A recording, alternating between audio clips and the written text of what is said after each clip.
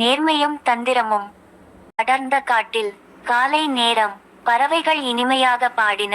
விலங்குகள் வழக்கம் போல் இங்கும் அங்கும் அலைந்து திரிந்து கொண்டிருந்தன.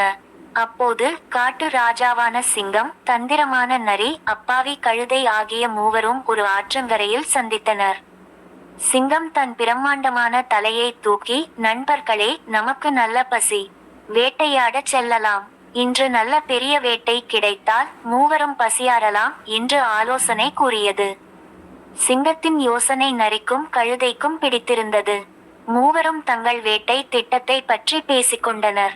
சிங்கம் தன் பலத்தால் மான்களை விரட்டும், நரி தன் தந்திரத்தால் வழி மறிக்கும், கழுதை தன் வேகம் மற்றும் வலிமையால் வேட்டைக்கு உதவும் என முடிவு செய்தனர். திட்டமிட்டபடி மூவரும் காட்டுக்குள் வேட்டைக்கு சென்றனர்.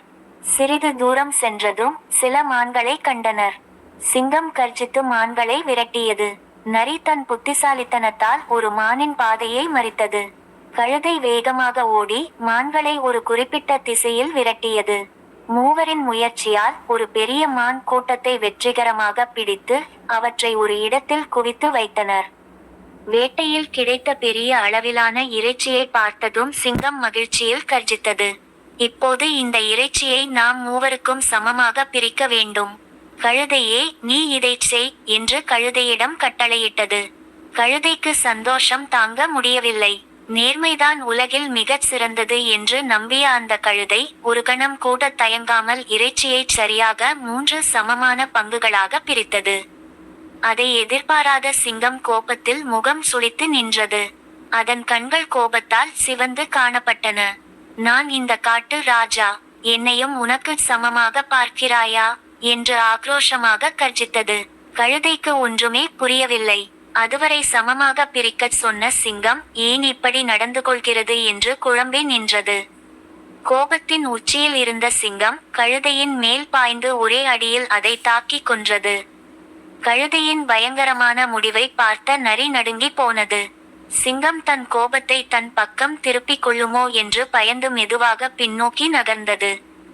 சிங்கம் நரியின் பக்கம் திரும்பி, இப்போது நீ இந்த இறைச்சியை பிரி என்று உறுமி கட்டளையிட்டது. நரிக்கு இந்த கணத்தில் என்ன செய்ய வேண்டும் என்பது புரிந்துவிட்டது.